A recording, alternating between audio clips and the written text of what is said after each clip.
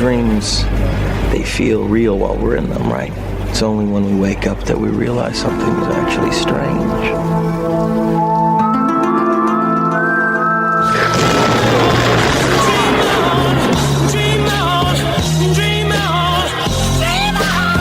Welcome in, Q-Coders, to another fun Dream-isode episode.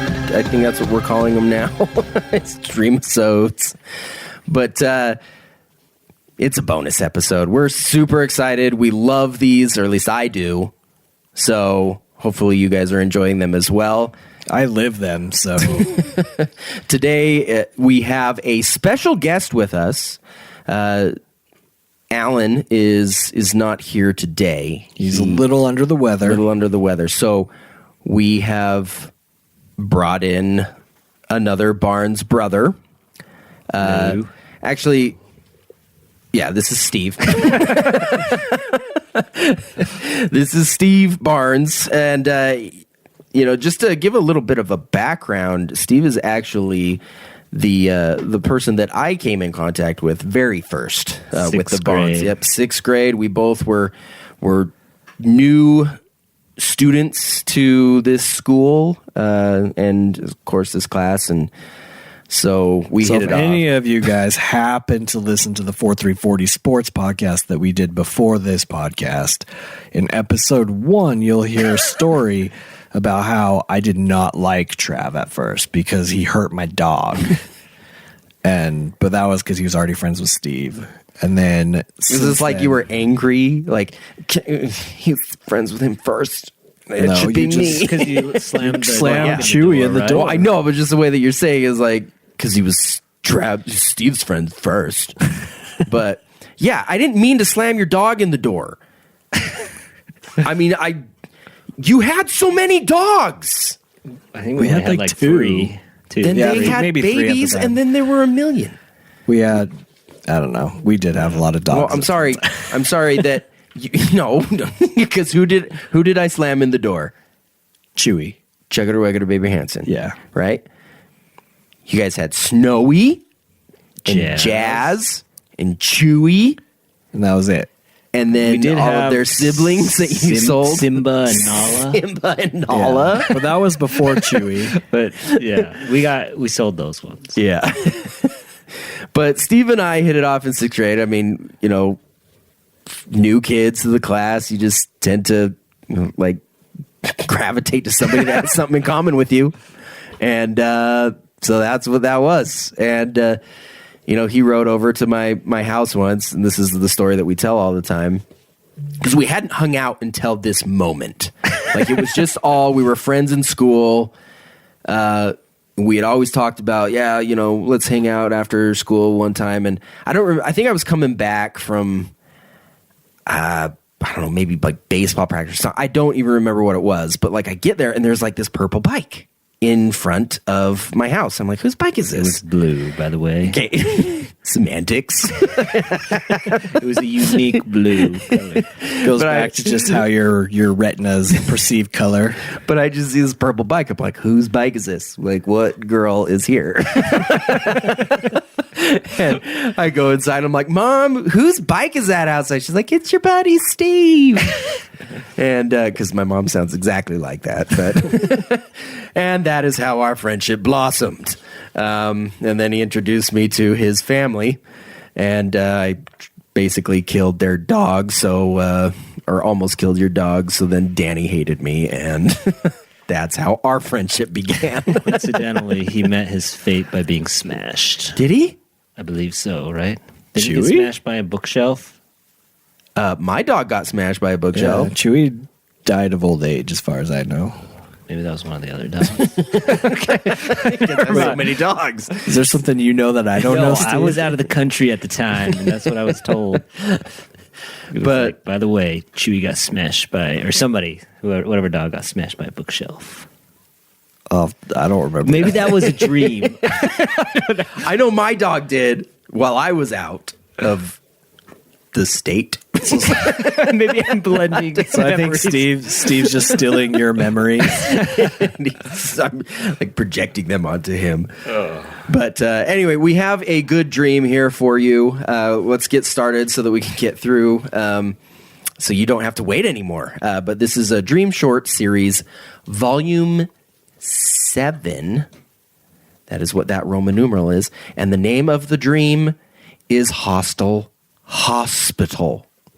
Did I put an exclamation mark on that? No, one? you did not. Okay. Or else I would have exclaimed it. You would have. So here we go. I pull up to the local hospital to visit my sick brother, Alan, who is sick. And again, for anyone who hasn't listened to one of these before, Trav reads it exactly how I type it. So sometimes I must make little grammatical mistakes. My sick brother, Alan, who is sick and scheduled to have a surgery the next morning. As I walk up to the front entrance and walk in to the main front lobby, I notice that this hospital seems a little different than your typical hospital. I look around at all of the patients, family members, and staff that are in the vicinity and see that they are all wearing various character costumes. Feels more like I've walked into Comic-Con than a hospital.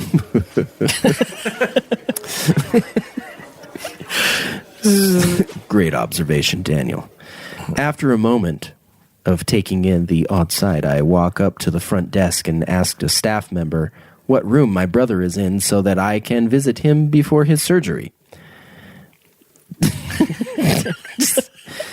Will you please tell me what room my brother is in so that I may visit him before his surgery? As the staff member was looking up the room number, a loud chime that sounds much like coins being collected in the Super Mario Brothers game goes off. It's like bling, bling, bling. I look around to see what is going on and see several people in the middle of the lobby shift and scatter away.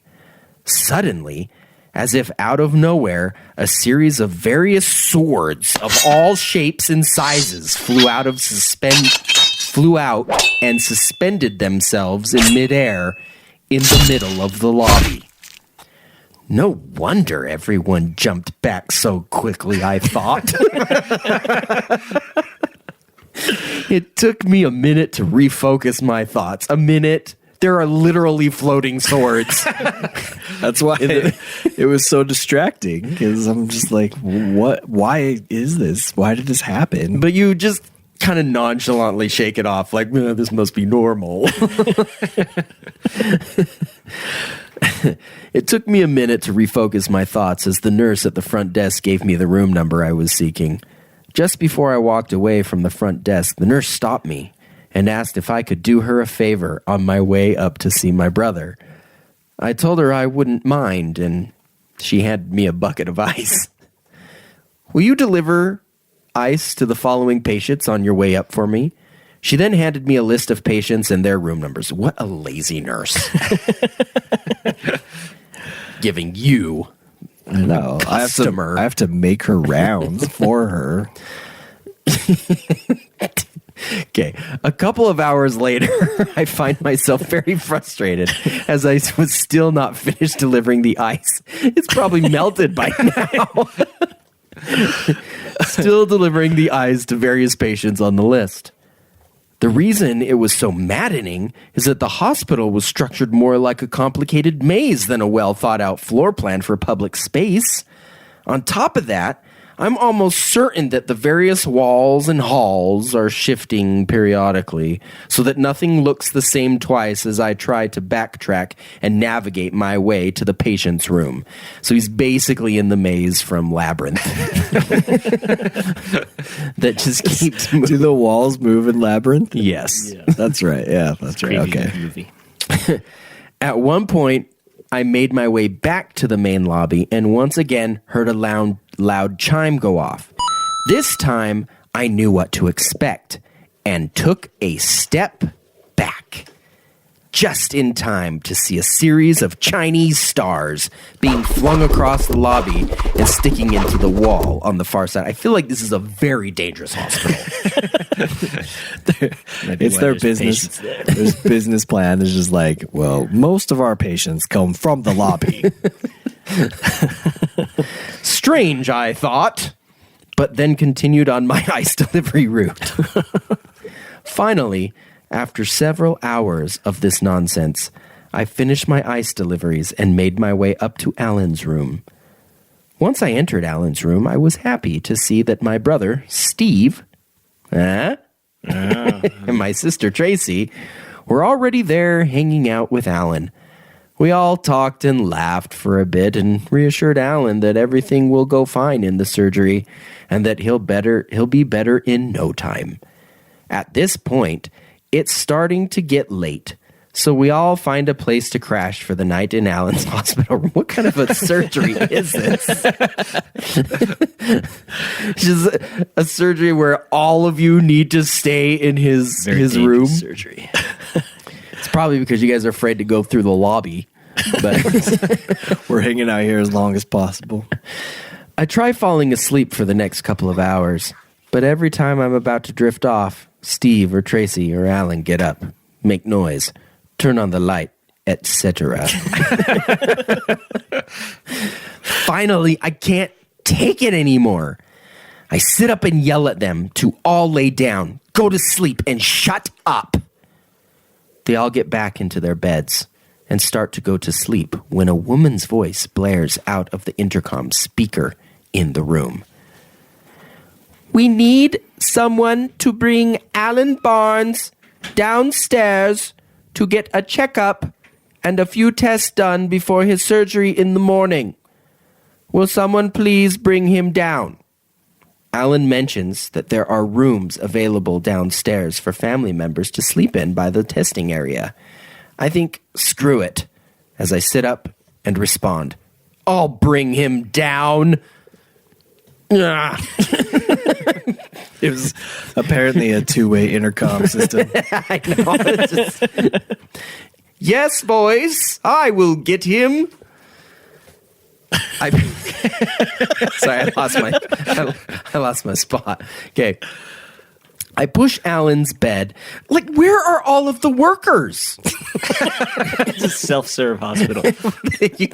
I would be a little worried about. I mean, maybe this is why you guys are staying in the hospital, because we gotta do. You guys all are the gonna work. like push him into the emergency room, or not in the emergency, the surgery room, and they're gonna be like, "All right, any takers? Who wants to perform the surgery? I'll watch." So I push Alan's bed into the hall to make our way down to the testing area.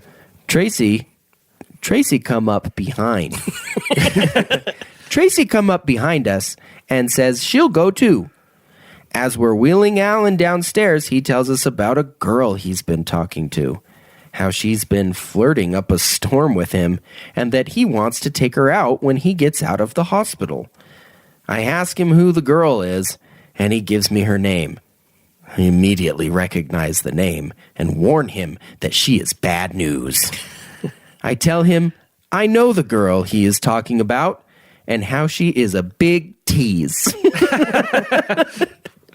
She goes around flirting with guys so that they fall for her and then breaks their heart.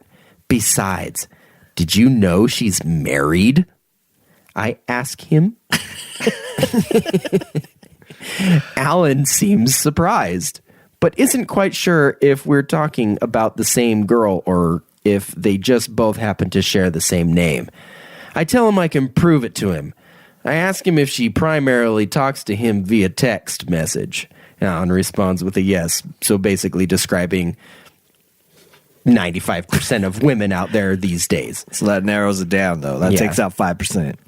I then say, I bet she also has been texting you from her work phone and not from her personal phone.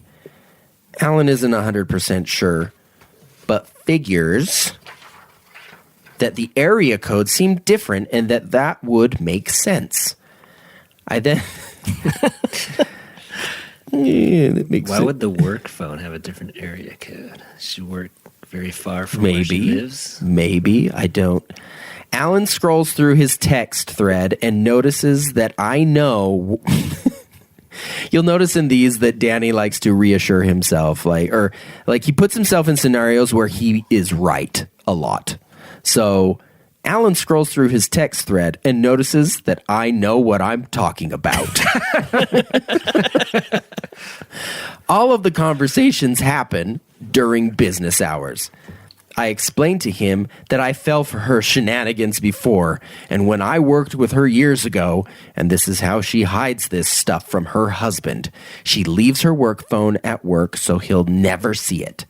Alan looks a bit disappointed, but I assure him that he is better off without her in his life. At this point, I realize just how tired I am and tell Alan that I'm going to seek out one of those family rooms to rest until the morning. Well, buddy, I know I just totally ruined your life. You're about to go into a surgery in a very questionable hospital, but I'm a little tired now. So I'm going to go find a place to catch some Z's. At least I got him out of a bad relationship, before it started. Could have told him that after the surgery. Yeah, that's what I was saying. Like, could have waited. I mean, the kid's probably scared enough going into a surgery as it is. They're like, it's borderline. If anything happens, he needs like the will to live. He's pretty much got killed. I know. He's going to be like, well, if anything, I still got this possible relationship that I have to live for. I got to fight for it. So just as I'm searching for a room to stay in, the power goes out and the emergency red lights pop on. What's going on? I think to myself. Then, as if the red lights are annoying enough, the overhead fluorescent lights begin to flicker on and off like a strobe light. So now I'm dead tired. I'm having a hard time seeing or focusing on. Why does it matter? You're sleeping. It shouldn't matter if the lights are on or off. I don't think I ever made it to one of those rooms. I was trying to get to one of those rooms. I have a hard time seeing or focusing on anything, and to top it all off, all of the family rooms are occupied with dozens of people. Why are there so many people here? It's a hospital. Suddenly, I hear gasps and commotion occurring down the hall and run over to investigate what is happening. As I turn the corner, I end up in a big open room that honestly looks more like an airport terminal than a hospital. But I digress. It's the things that don't matter. This is your nitpicking. It's like, what? This room, this doesn't look like a hospital. It's more like an airport. Whatever.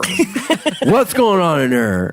I think it's like when Trav reads my dreams sometimes, and then he always misses a word like at the end of the sentence because the way that he would talk is like apparently more succinct. And so he's always like da da da da da da da da da.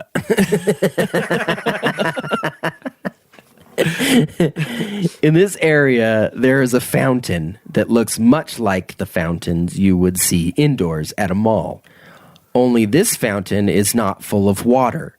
It's full of dark red blood. I can see why everyone is freaking out now and try to assess the situation. So now this is where Danny comes in to save the day. He's like, there is a fountain and it is spurting out blood. People are freaking out. I must come to help. Well, you gotta step up and do your duty, when it's time. I walk toward the fountain to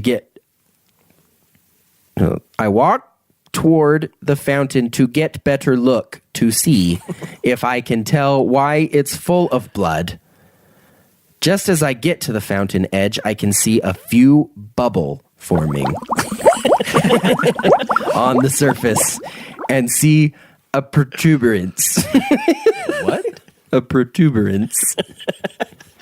I can see a protuberance forming in the red liquid.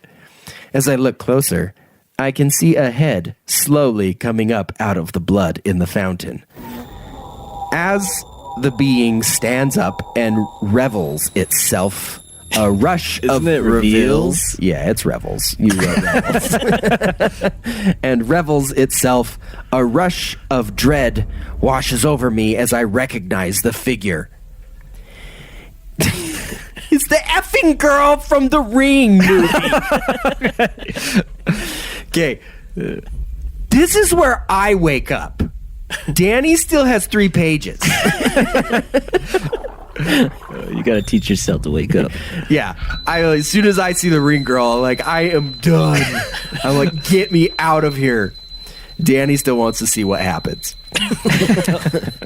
I gotta still figure out if I can come out on top. I gotta be able to save the day. If you wake up, you come out on top. Yeah. Everybody, Book it out of there. You win if you wake up from a nightmare. But then everyone in my dream is screwed because I'm not there to save them. You know what? That's their problem. So she looks up at me with blood dripping off her stupid nightgown and long black mangy hair. Mangy? Mangy? It's mangy.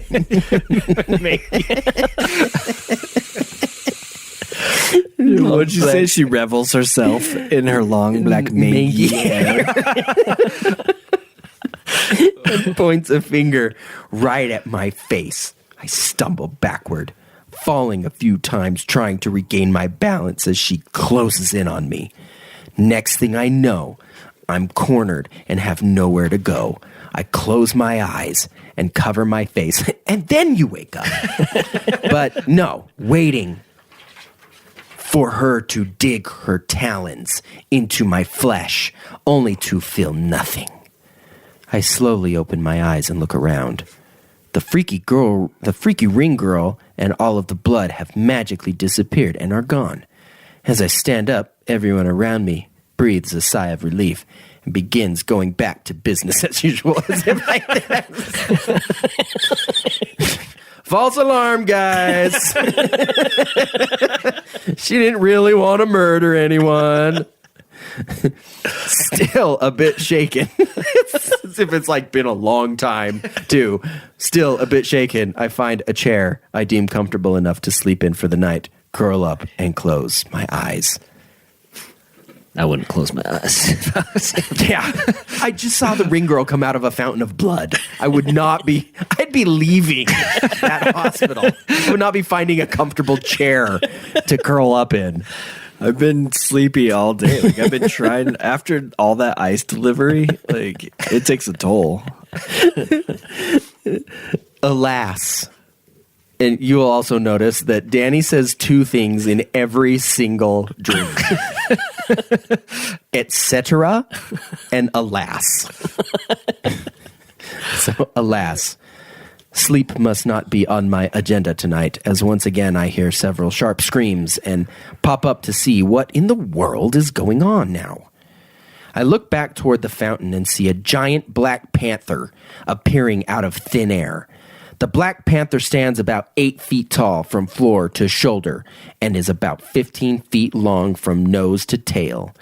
The panther looks right at me and seems to be getting ready to pounce. I once again deduce that I'm his primary target. Not even like near him. And he's just like, oh, there's a panther appearing in midair. I must be his main target. This is bad luck. 2 in a row, man. So I'm his primary target and start to run down the hall toward a smoker's lounge. As I run, I start yelling at everyone sitting in the lounge, telling them to get out. I make my way toward the lounge as quickly as I can, but the panther is gaining on me quick. I can see that everyone in the lounge is frantically scrambling to get out of one set of doors to the right, so I decide to head directly toward the set of doors on the left. As soon as I reach the door, I pull one open and step to the side. Imagine the movement of a matador. This causes the Black Panther to miss me and fly right into the smoker's lounge. I then slam the door shut and hold it closed. I instruct, this is also probably like a hospital from like the 80s, because you will not find any smokers' lounges in any hospital. That's why I said it's more set up like an airport.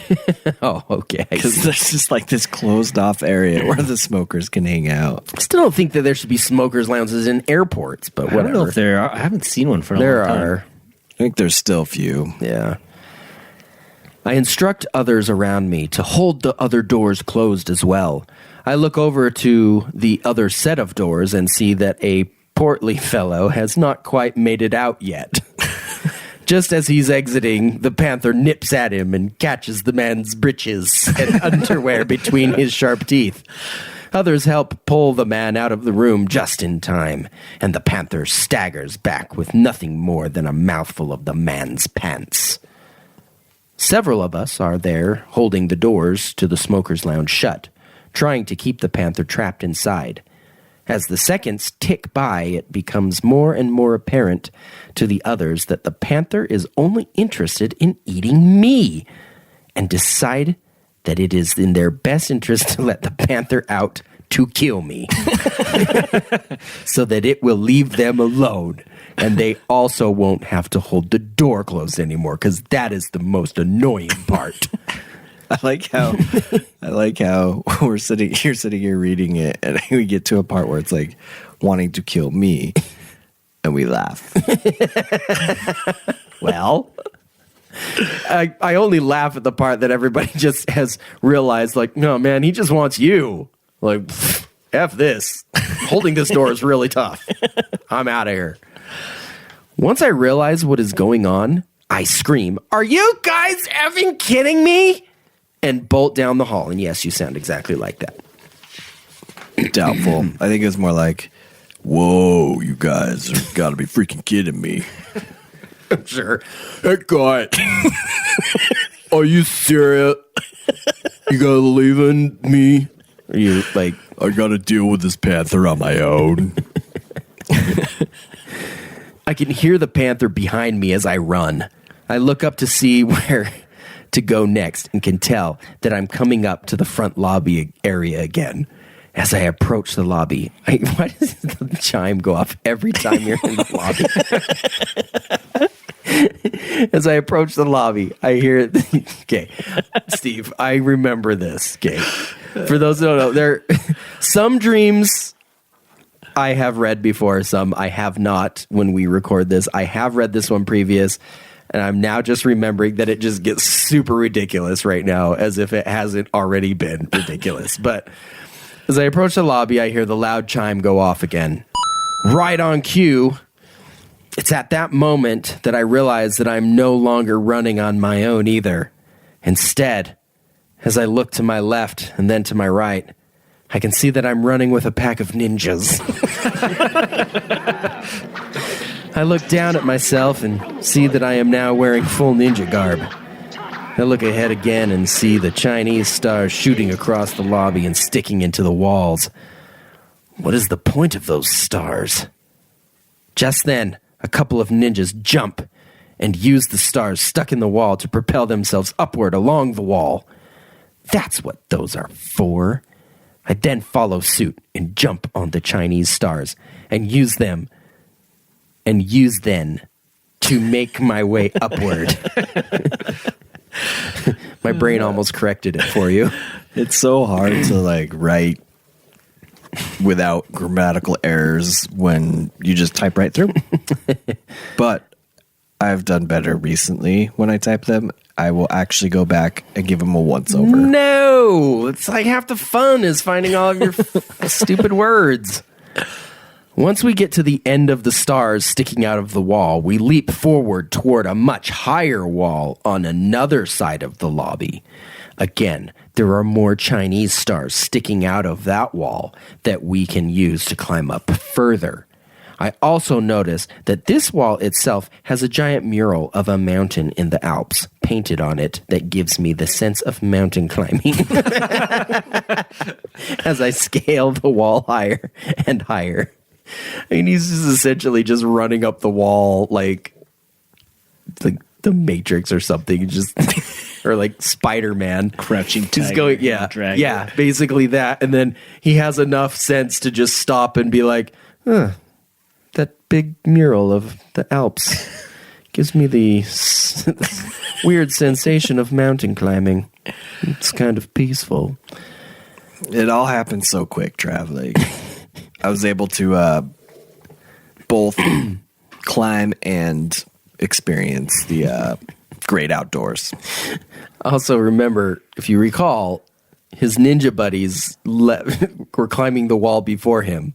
However, now, I am the first one to reach the top of this wall. And once I get there, I just have an overwhelming feeling of what I'm now supposed to do. I then stand on top of the highest protruding Chinese star and use it as a springboard. How big are these stars? As a springboard to leap backwards, doing a giant backflip roughly 180 feet across the room toward the wall on the other side. I end up clearing the wall. 180 feet? Yeah. How big is this room?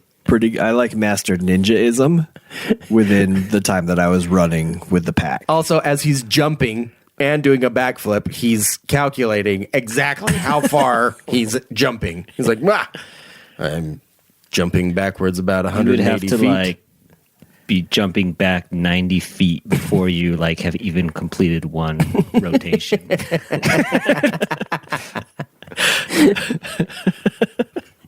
I end up clearing the wall by a couple of feet and land on the backside. As I catch myself on the far side of the wall, I can see that someone has built and placed a fake mountain peak sandwiched between the wall that is visible from the lobby and the wall that I assume is the outer wall of the hospital. So, if anyone wants like a visual of what I've dreamt, so when I jump the 180 feet doing a backflip through the air and I clear the wall that I was trying to get to by a couple of feet, I had to grab it, much like the scene in Ocean's 11 when that little Chinese dude like makes the jump and he goes a little too far. Yeah, but he was doing that in like 5 feet. You're just 180 plus. But I'm just saying, like, I cleared it a little too much. I had to hurry and grab on and like catch myself. I think your arms would rip off. He's also The physics of it. It's also just like, yeah, I could do a backflip like 180 plus feet. If anybody has 180 feet, they could probably crank out a backflip. I know. Yeah, I think you had a lot of time to do a backflip during that. Not quite turned over yet.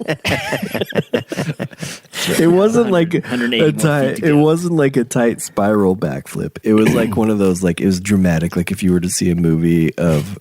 What's a movie where somebody is like Underworld? Does she like kind of just fall off the side of the building or something, kind of like backwards at some point? Or a ion flux or something. Yeah, maybe. But it was kind of like that. I was like, I jumped and I was just like, kind of more like straight and just like flying through the air, and then slowly made my rotation and then caught myself because I went a little too far. You went from being this poor, helpless person being chased by the ring girl and a panther to all of a sudden just freaking a ninja who can backflip 180 feet And across rooms. all while he's dead tired. Yes, he is I dead. know, you tired could have right imagined what I could have done if I was like fresh, like just had rested. So the mountaintop appears a lot like what I'd imagine the top of the Matterhorn at Disneyland would look like and feel like if I were to climb to the top of the ride. Did that make sense? Say it one more time. The mountaintop appears a lot like what I'd imagine the top of the Matterhorn at Disneyland would look like, and feel like if I were to climb to the top of the ride. I don't think that sentence makes sense. But where did this mountain come from? This is the mountain that's in between the wall that you can see in the lobby and the exterior wall Of the hospital. There's apparently There's a like a- mountain in the middle. There's a hidden fake mountain that looked a lot like the peak of the Matterhorn. And if you're wondering, Disneyland. why anybody would put that mountain there, Danny asks the same question in the next line. Why would anyone put this replica mountain peak here, hidden in the walls of the hospital? I then climbed my way down the fake peak toward a ledge that is conveniently placed between the mountain and the outer wall of the hospital. I jump down onto the ledge and see that there is a jade green hexagonal smooth stone box sitting there tucked into the corner. I pick up the box and begin to examine it for a minute. By this point, my ninja buddies have all caught up. About time, guys.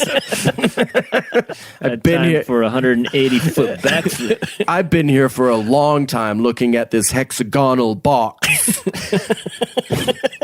This jade hexagonal box. Smooth stone. So my ninja buddies have all caught up and are positioned at various heights on the peak above, like ready to attack at any moment on my command. Well, much like many of my dreams, somehow I become the leader of groups of people very quickly. So I went from not being a ninja to being the leader of Very quickly. like within this whole chase scene. He just thrusts himself into these What happened to the situations. panther?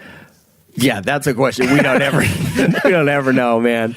That panther was just chasing him, and then all of a sudden unable to climb up the Chinese stars. It was too big. he's got other problems right now.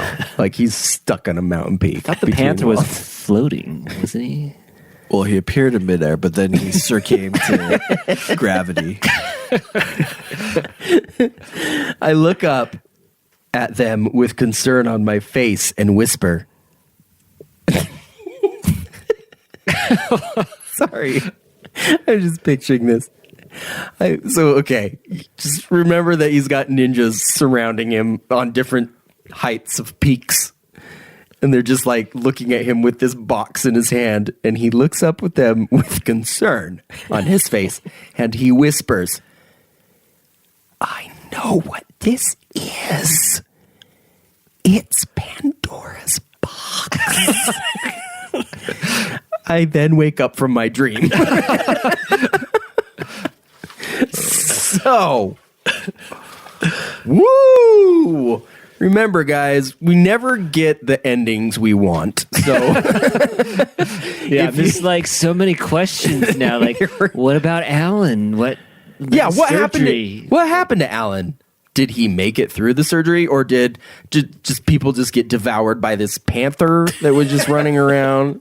Apparently not, because all he wanted was you. I mean, all I can do is make assumptions. So I'm assuming Alan made it through his surgery fine and is currently not dating that girl that you that I warned him about. And probably there's a nice nurse that came in to take care of him, which he could hook up with later. Are you just throwing him a bone there? And the panther is still scratching at the wall in the lobby, trying to get up, but he's not going to make it. So in your mind, you've got Pandora's box in your hand. Just don't open it. Well, what do you feel like your next move would have been? It's like we went through this whole thing to find this Pandora's box hidden in this wall of this hospital. If I can remember correctly, like the exact emotions that I was feeling when I was kind of playing that scene through my subconscious, I remember like looking up at them being like you said, I know what this is. It's Pandora's box. But to me, it was like, the most bad A scene of just like, yeah, It's Pandora's box. and it was just very much like this would be the perfect ending to like cut off a movie and start a sequel. Oh, which, you know what? The moment you dream a sequel is just going to be the greatest moment ever. Like any Last of time on any Hospital- of your Hospital. dreams that somehow you dream a continuation of will be so great. But it's like 50 dreams later, you're like, so I had Pandora's box in my hand, ninjas surrounding me. Like that is the exact same scene. But anyway, well, like we always like to do, we go through and Danny goes to a website. What's the website that you go to for? It's dreammoods.com. Dreammoods.com. But we look up some of the words and some of the main topics that are in his dream and just see what they have to say. Now, I am a big believer in none of this stuff, but it's still funny to look at anyway. Sometimes I think you just dream about stuff because you just dream about it. Like, people have imaginations. I can make something up in my head and it doesn't have to be a reason for it. Like, it doesn't have to be that, like, you know, if I'm thinking I am, you know, I daydream that I'm a superhero or something, you know, I'm just making up some scenario in my head. It's not because I'm feeling a certain way. Maybe I just want to have a superhero story. I don't know.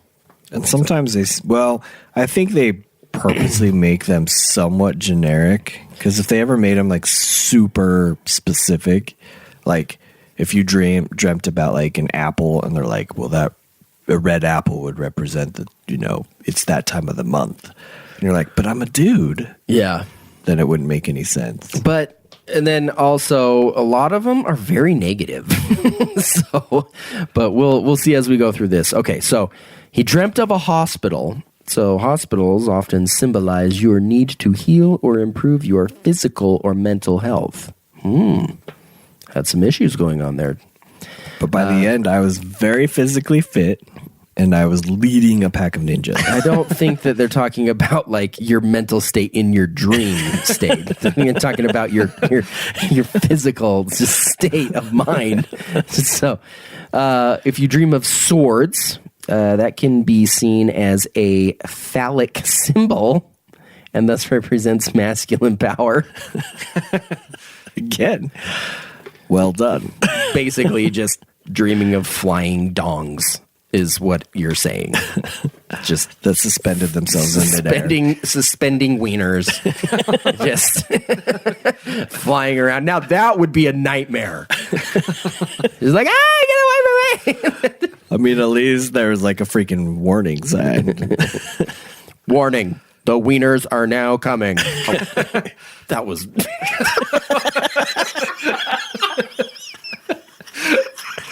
Remember, this is a family-friendly show, Trav. You want to get the E rating, everyone.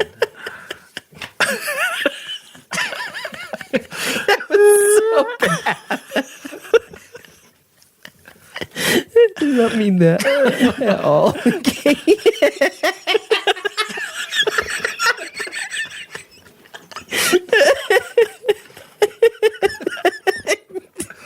I mean, there should be a warning if that was the case. What would be worse, huh? Swords or... I would take the swords. just get me. Just kill me now. Okay. Moving on from wieners. Ice. You dream about ice. Suggests that you are lacking a flow of ideas and thoughts. I'm distracted. Fountain represents joy, renewed pleasure, or increased sensitivity. Blood represents life, love, and passion, as well as disappointment. So they give you both spectrums, just opposite ends of that, and then you had a full fountain of those. A panther signifies lurking danger and enemies working to do you harm. Ninja Okay. Ninjas. If you dream about ninjas, to dream that you are a ninja indicates passive aggression behavior. You are trying to be defiant without appearing confrontational. So basically, you are very passive aggressive. So, which we know that. When I saw that, I was like, yeah, Trav tells me I'm passive aggressive all the time. Now it manifested itself in my dream. So maybe I am starting to believe in these. Pandora's box indicates hope. You will soon experience a turn for the better. See, that I thought was interesting because I would have thought Usually Pandora's box was negative, something bad. But if you have a dream about Pandora's box, it's a good thing. So anyway, well, there we go. There you have it. Dream Short Series Volume 7, Hostile Hospital, like always. If you're not happy with the ending, like we are, I kind of feel like we should go back and rename this dream from Hostile Hospital to like Suspending Wieners or something. Nobody would understand that until they got to the end of this episode. Yeah, but they're like, where are all the wieners? But is the panther a boy?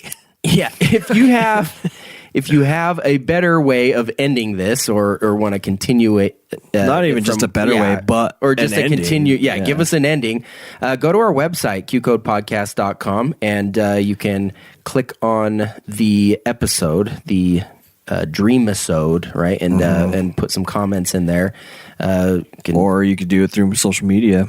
Which our social medias are Twitter, Facebook, and Instagram at QCode Podcast. So go ahead and look us up there. And then don't forget to subscribe and follow us for our podcasts here on iTunes, Google Play, Spotify, Stitcher, and YouTube as well. And please leave us, if you enjoy it. If you don't enjoy it, don't do anything. But hopefully you enjoy it. So leave us a 5-star review, and we will continue to do this. We will probably continue to do this until at least he runs out of dreams. So, but at the rate that I'm having dreams, that could be a long time because he's still remembering so many of them. But I think I'm averaging about one per week, which is at the rate that we're releasing these. So really, I should never run out. That is true. So anyway, thanks again for listening, guys. We'll see you next time, and sweet dreams. Bye.